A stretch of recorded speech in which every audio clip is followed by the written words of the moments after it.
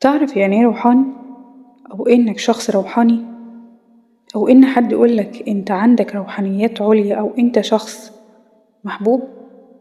أولا، مش كل روحاني بيبقى معتزل الدنيا، ولا كل روحاني شكله هادي طول الوقت، ولا الروحانية معناها إنك فاهم كل حاجة. أحيانا الروحاني أصلا هو أكتر واحد محتار، وأكتر واحد بيسأل، وأكتر واحد قلبه صحي. خليني أقولك علامات لو حسيتها جواك فأنت مش بتدعي، أنت بس بتفوق. أول علامة إنك بتتعب من الصوت العالي ومن الضجيج، مش بتحب الزحمة على الفاضي، مش بتحب الكلام اللي ملوش معنى. بتتعب من الناس اللي طول الوقت بتشتكي أو تهاجم أو تتباهى، مش لأنك متكبر، لأنك روحك بتحب الهدوء، والهدوء حاليا بقى نادر أوي. تاني علامة إنك بتحس قبل ما تفهم.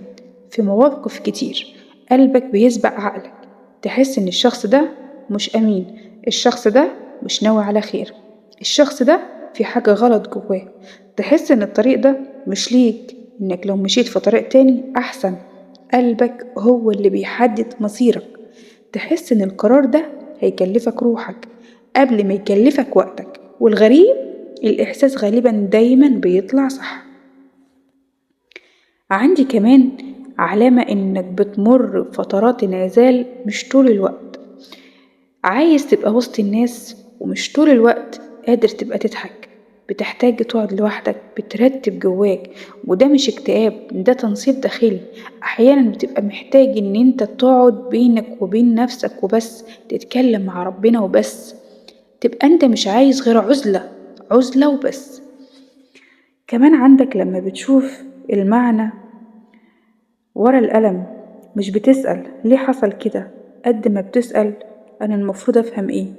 الألم عندك مش نهاية، الألم بيكون وراه رسالة، والرسالة دايما بتوجع بس بتعلم. دايما ضميرك حي وصاحي، دايما عندك تأنيب ضمير، بتأنب نفسك على أي غلطة حتى لو كانت صغيرة.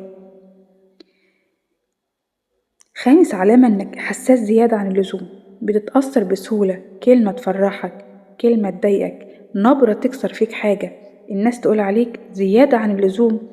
بس الحقيقة إن روحك هي اللي مفتوحة، ومش كل الناس مستعدة تتحمل ده.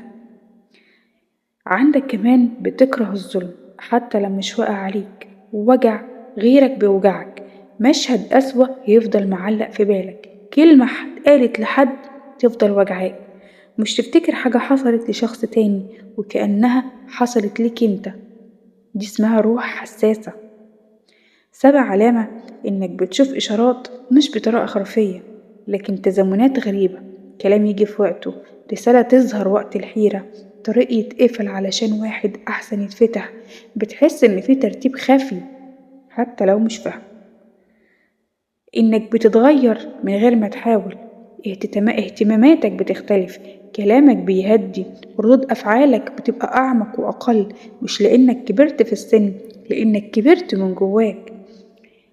إنك بتدور على الصدق مش الكمال، مش عايز تبقى مثالي، عايز تبقى حقيقي، مش بتدور على صورة حلوة، بتدور على سلام داخلي، وده أصعب بكتير.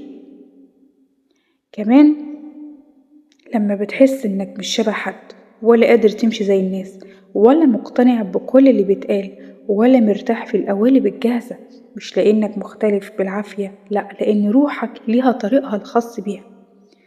العلامات دي لو لقيتها فيك ما تخافش، انت مش غريب، انت بس واعي.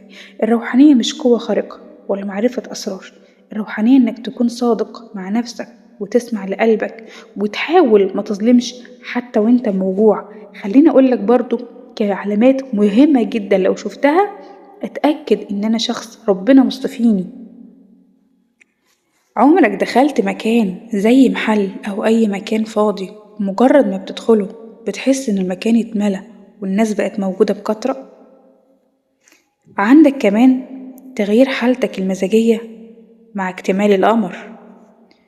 الحيوانات وخاصة الأليفة وخاصة القطط لما بتكون موجودة في المكان اللي انت فيه، بتلاحظ إن هي بتركز في عينيك أكتر من جسمك، وكأنها شايفة شيء انت مش شايفه. أحيانا بتشوف ناس وكأنك قابلتهم قبل كده، بس فين وازاي ربنا أعلم، بس انت متأكد انك شفتهم ومتأكد انك عارفهم من ملامحهم. خليك فاكر الحكمة الأخيرة، مش كل اللي حاسس أكتر بتوجع أكتر، أحيانا هو بس اللي شايف بوضوح. لو العلامات دي كلها عندك فأنت شخص روحاني 100%.